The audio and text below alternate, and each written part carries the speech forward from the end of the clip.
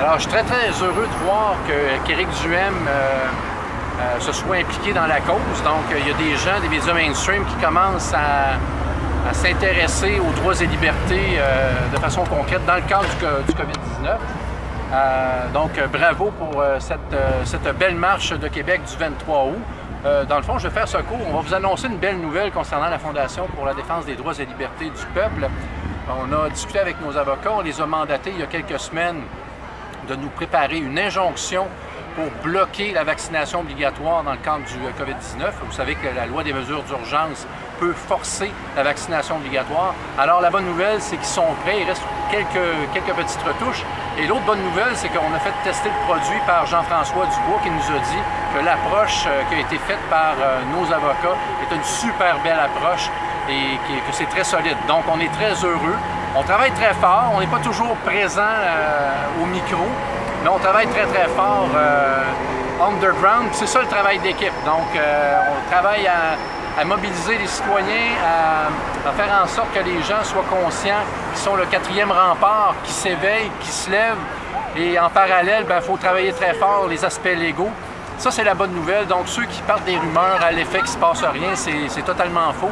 Ça bouge et il ne faut pas oublier que c'est le système légal. Donc on donne une chance au système légal, on travaille fort et ça porte fruit. Je suis très heureux que nos avocats soient avec nous dans ce dossier-là parce qu'il y a beaucoup de gens qui probablement aimeraient faire partie de ce grand combat-là, mais il y a des risques et ceux qui en font partie de ce combat-là prennent des risques. Donc je remercie notre groupe d'avocats de prendre ce risque-là, d'être avec nous pour protéger l'avenir des citoyens, protéger l'avenir de nos enfants. Alors merci à nos avocats et merci à tout le monde aussi d'être présent au rassemblement. Et je peux vous dire que le 12 septembre, on s'attend à Montréal à un rassemblement monstre. On sait qu'il y avait probablement 30, 40, 50 000 au rassemblement qui a été organisé par la Fondation le 8 août. Mais là, le 12 septembre, moi, ce que je vise, c'est 100 000 personnes. Et je vise aussi à tendre la main aux communautés culturelles, la communauté haïtienne, la communauté italienne, les anglophones de Montréal. On a besoin de vous. We need you. We want you to be there on September the 12th. It's going to be organized by the Foundation for the Defense of Citizens' Rights and Freedom.